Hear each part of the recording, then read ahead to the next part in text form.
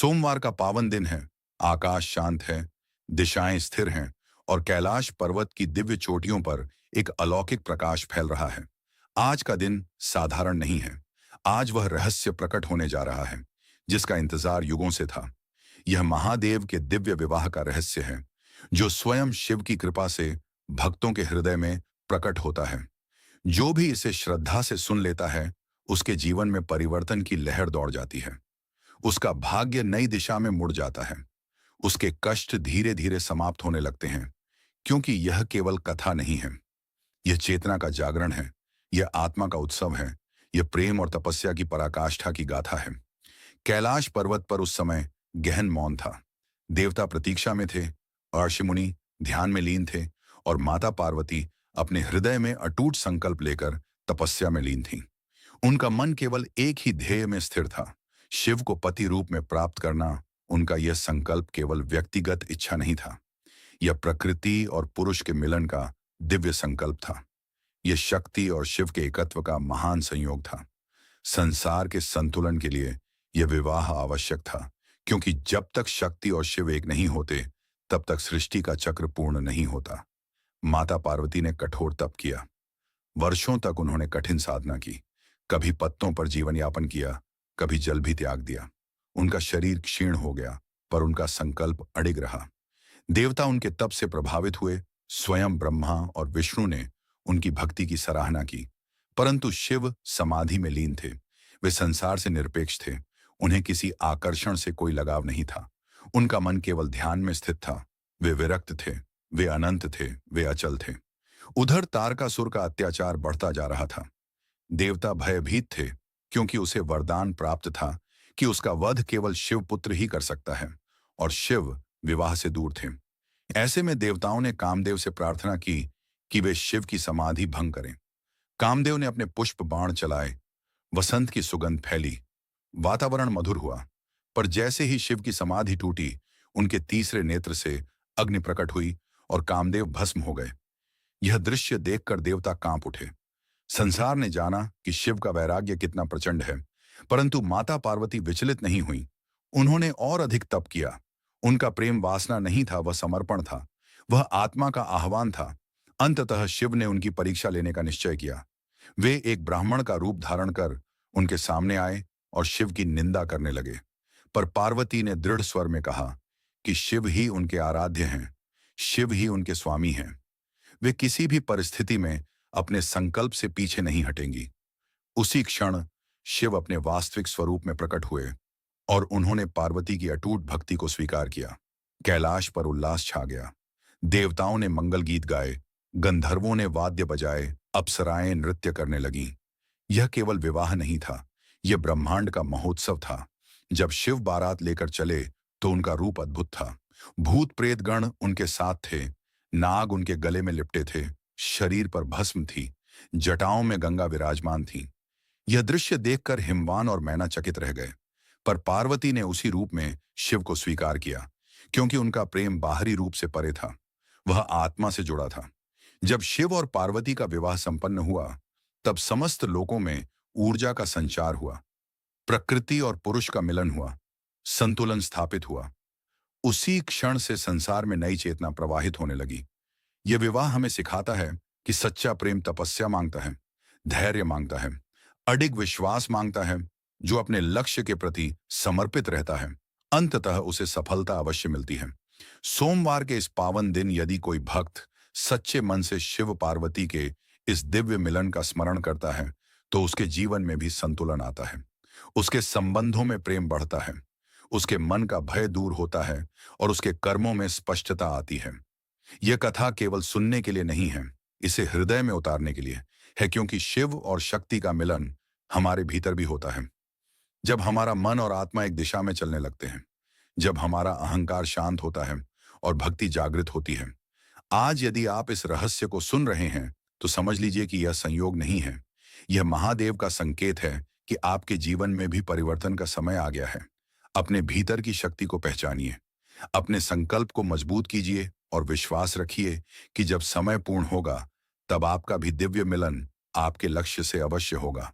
हर सोमवार इस कथा का स्मरण कीजिए और देखिए कैसे धीरे धीरे आपके जीवन में सकारात्मक परिवर्तन आने लगते हैं। ये महादेव के विवाह का प्रथम भाग है। आगे की कथा में और भी गहन रहस्य प्रकट होंगे जो आपके जीवन की दिशा बदल सकते हैं। हर हर महादेव सोमवार की पवित्र बेला आगे बढ़ती है और कैलाश पर विवाह के बाद का दिव्य उत्सव प्रारंभ होता है। देवताओं की पंक्तियां सजी हैं, दिशाएं सुवासित हैं, आकाश से पुष्प वर्षा हो रही है और स्वयं शिव अपनी अर्धांगिनी पार्वती के साथ विराजमान हैं। यह केवल दाम्पत्य का आरंभ नहीं है, यह सृष्टि के संतुलन का नव प्रभात है। जब शक्ति और शिव एक साथ सिंहासन पर बैठते हैं, तब ब्रह्मांड में नई तरंग उत्पन्न होती है। यह तरंग ही सृजन की शक्ति है। यही तरंग जीवन को गति देती है। विवाह के पश्चात माता पार्वती कैलाश की अधिष्ठात्री बनी। उनके आगमन से वहां की कठोरता में मधुरता घुल गई। जहां पहले केवल समाधि की नीरवता थी, वहां अब करुणा और स्नेह का प्रवाह होने लगा। शिव जो सदा ध्यान में लीन रहते थे, अब पार्वती के साथ संवाद करने लगे। यह संवाद केवल शब्दों का नहीं था, यह ज्ञान का आदान प्रदान था। पार्वती ने प्रश्न किए, सृष्टि के रहस्यों पर, जीवन के अर्थ पर, भक्ति और कर्म के संतुलन पर, और शिव ने उन्हें तत्व ज्ञान प्रदान किया।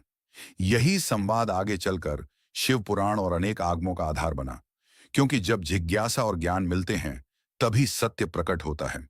देवताओं ने देखा कि इस दिव्य मिलन से नई शक्ति उत्पन्न हो रही है। वही शक्ति आगे चलकर कार्तिकेय के रूप में प्रकट होगी, जो तारकासुर का अंत करेंगे। इस प्रकार यह विवाह केवल व्यक्तिगत सुख के लिए नहीं था, यह धर्म की रक्षा के लिए था। यह संदेश देता है कि जब जीवन में सही संगति मिलती है, तो उससे केवल आनंद ही नहीं, बल्कि उद्देश्य भी जन्म लेता है। शिव और पार्वती का साथ यही सिखाता है कि दाम्पत्य केवल भावनात्मक संबंध नहीं, बल्कि आध्यात्मिक साझेदारी है। एक दिन माता पार्वती ने शिव से पूछा कि संसार के जीव दुख क्यों भोगते हैं।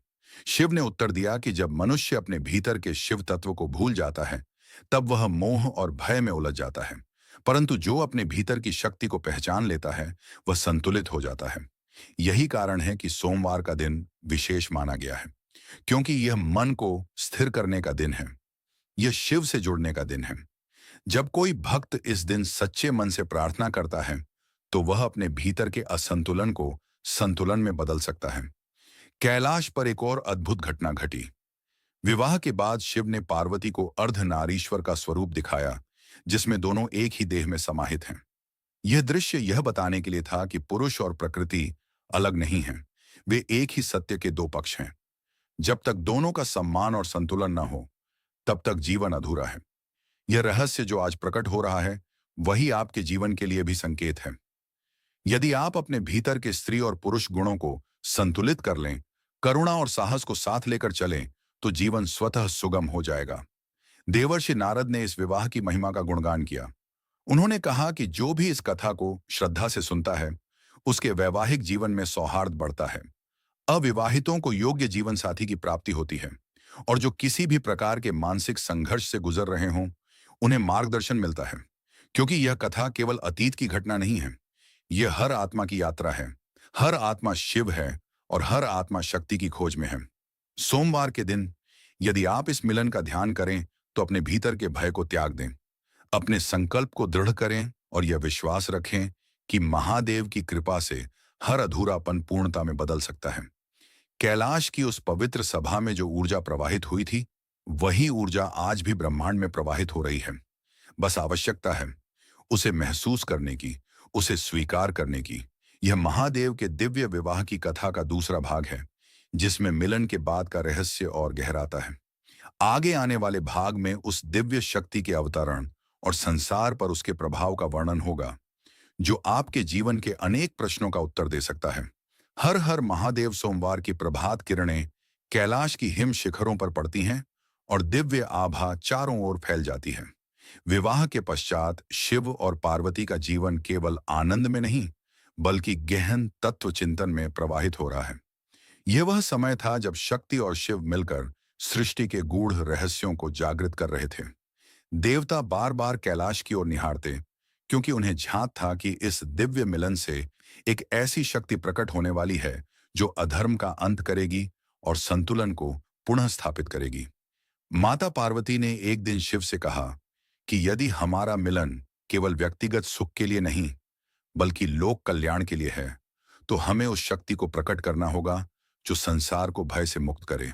शिव मुस्कुराए, उनकी जटाओं से गंगा की धारा मंद गति से बह रही थी। उन्होंने नेत्र बंद किए और समस्त ब्रह्मांड में एक कंपन उत्पन्न हुआ। वह कंपन इतना सूक्ष्म था कि केवल आशी मुनि ही उसे अनुभव कर सके। यह संकेत था कि दिव्य ऊर्जा अवतरण की तैयारी कर रही है। उधर तारकासुर का अत्याचार चरम पर था। देवताओं की सभा में चिंता व्याप्त थी। इंद्र और अन्य देवता ब्रह्मा के पास गए और समाधान पूछा।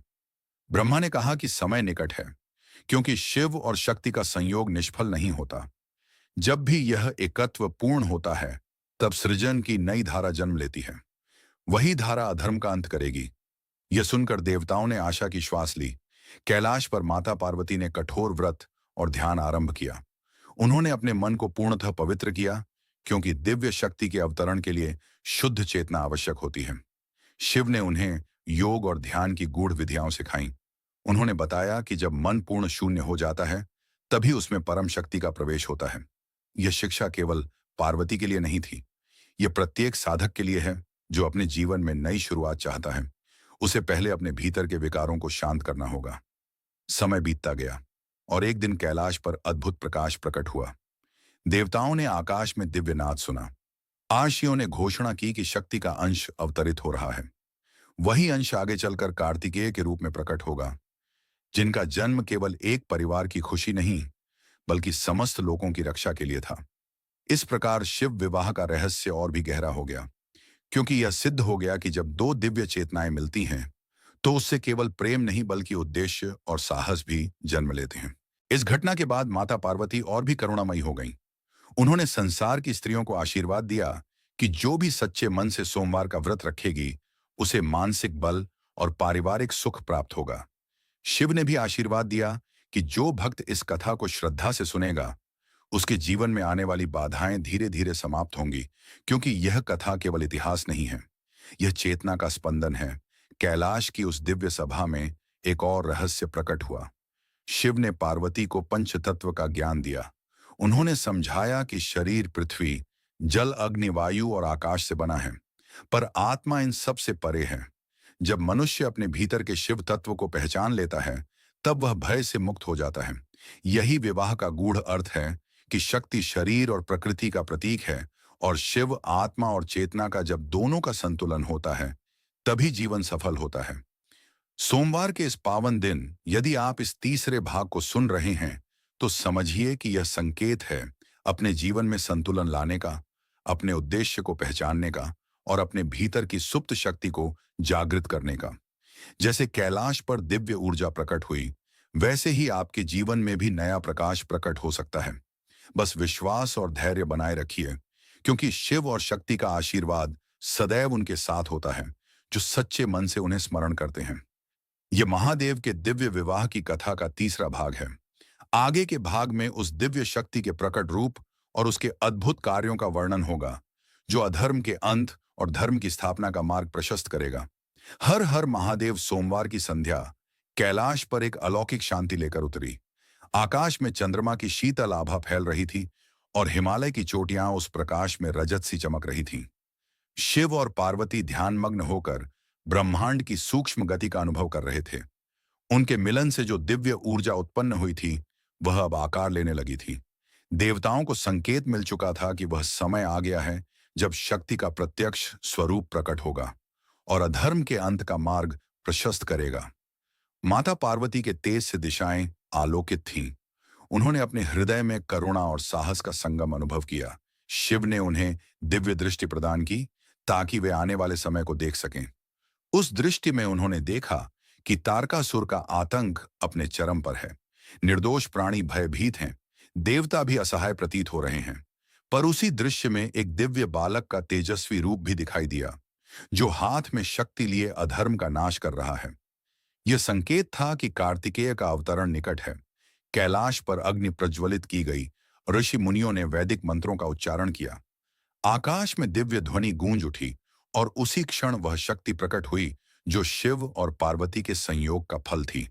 वह तेज इतना प्रखर था कि देवताओं ने अपनी दृष्टि झुका ली, क्योंकि वह केवल प्रकाश नहीं था वह संकल्प का स्वरूप था, वह धर्म की रक्षा का प्रण था। वही आगे चलकर कार्तिकेय के रूप में प्रकट हुए, जिनका जन्म केवल एक परिवार की घटना नहीं, बल्कि ब्रह्मांडीय आवश्यकता थी। जब यह दिव्य बालक प्रकट हुआ, तो देवताओं ने आनंद मनाया, इंद्र ने आशीर्वाद दिया, ब्रह्मा ने भविष्यवाणी की और विष्णु ने मुस्कुराकर कहा कि संतुलन पुनः स्थापित होगा। माता पार्वती ने अपने पुत्र को स्नेह से देखा और शिव ने उसे वीरता और संयम का वरदान दिया।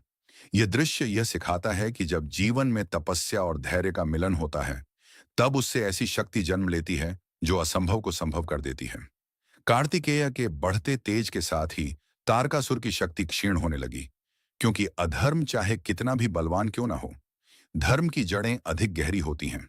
जब समय पूर्ण हुआ, तब कार्तिकेय ने युद्ध भूमि में प्रवेश किया। उनका रूप दिव्य था, उनके नेत्रों में आत्मविश्वास था और हाथ में शक्ति अस्त्र था। देवताओं ने उनका उत्साह बढ़ाया और अंततः तारकासुर का अंत हुआ।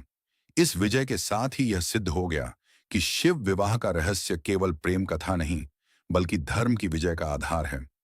कैलाश पर पुनः उत्सव मनाया गया। शिव और पार्वती ने संसार को आशीर्वाद दिया कि जो भी अपने जीवन में संतुलन स्थापित करेगा, जो अपने लक्ष्य के लिए तप करेगा और जो सच्चे मन से भक्ति करेगा, उसे अवश्य सफलता मिलेगी। सोमवार का दिन इसलिए विशेष है क्योंकि यह मन और आत्मा के मिलन का प्रतीक है। यदि इस दिन आप अपने भीतर की शक्ति को पहचान लें, तो जीवन की हर बाधा दूर हो सकती है।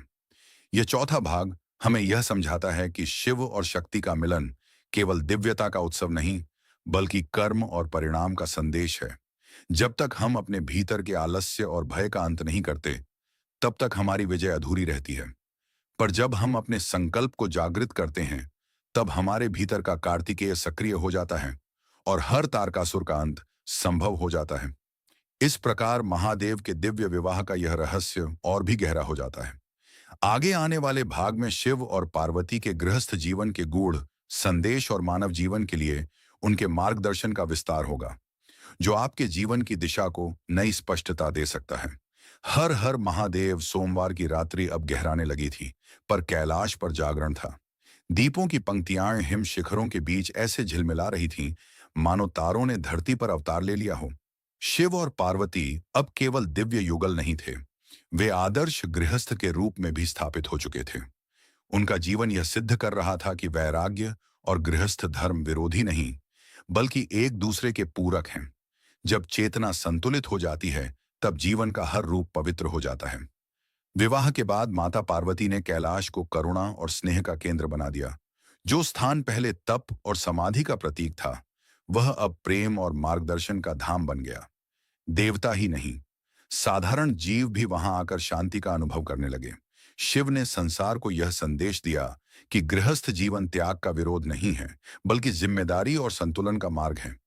यदि मन स्थिर हो, तो परिवार भी साधना का स्थान बन सकता है। एक दिन माता पार्वती ने शिव से पूछा कि संसार में दंपतियों के बीच मतभेद क्यों होते हैं। शिव ने शांत स्वर में कहा कि जब अहंकार प्रेम से बड़ा हो जाता है, तब दूरी उत्पन्न होती है। पर जब दोनों एक दूसरे को आत्मा का अंश समझते हैं, तब मतभेद भी सीख बन जाते हैं। यही कारण है कि अर्धनारीश्वर का स्वरूप केवल प्रतीक नहीं, बल्कि शिक्षा है। उसमें आधा शिव है और आधा शक्ति, ये बताने के लिए कि सम्मान और समानता ही संबंध का आधार है। कैलाश पर उसी समय गणों ने उत्सव मनाया, नंदी ने भक्ति गीत गाए और ऋषियों ने घोषणा की कि जो भी सोमवार के दिन शिव पार्वती के इस आदर्श को स्मरण करेगा, उसके जीवन में सामंजस्य बढ़ेगा। माता पार्वती ने स्त्रियों को आशीर्वाद दिया कि वे अपने भीतर की शक्ति को कभी कम ना आंकें, और शिव ने पुरुषों को आशीर्वाद दिया कि वे धैर्य और करुणा को अपनाएं, क्योंकि शक्ति और शिव दोनों गुण हर मनुष्य में विद्यमान हैं। इसी काल में गणेश का प्राकट्य भी हुआ, जो बुद्धि और विघ्न विनाश के प्रतीक बने। यह संकेत था कि जब परिवार में प्रेम और संतुलन होता है, तब वहां से ज्ञान और सफलता का जन्म होता है। गणेश और कार्तिकेय दोनों शिव पार्वती के दाम्पत्य के दो आयाम हैं। एक बुद्धि का प्रतीक है और दूसरा वीरता का। यह हमें सिखाता है कि जीवन में संतुलन तभी पूर्ण होता है जब साहस और विवेक दोनों साथ हों। सोमवार के इस पवित्र दिन यदि आप इस 5वें भाग को सुन रहे हैं, तो समझिए कि यह आपके लिए संकेत है अपने परिवार में प्रेम बढ़ाने का, अपने संबंधों को अहंकार से ऊपर उठाने का और अपने भीतर के शिव शक्ति तत्व को जागृत करने का। जब आप अपने जीवन को साधना मान लेते हैं, तब हर कठिनाई शिक्षा बन जाती है और हर बाधा अवसर में बदल जाती है। महादेव के दिव्य विवाह का यह 5वां भाग हमें गृहस्थ जीवन का गूढ़ रहस्य देता है कि सच्चा अध्यात्म वही है जो व्यवहार में उतर आए, जो केवल ध्यान तक सीमित न रहे, बल्कि आचरण में झलके। जब प्रेम में संयम और कर्तव्य में भक्ति जुड़ जाती है, तब जीवन स्वयं कैलाश बन जाता है। आगे आने वाले भाग में शिव और पार्वती द्वारा दिए गए उन गहन उपदेशों का वर्णन होगा जो मनुष्य को भय से मुक्त कर आत्मविश्वास की ओर ले जाते हैं और जिनका स्मरण करने से जीवन की दिशा स्पष्ट होने लगती है। हर हर महादेव।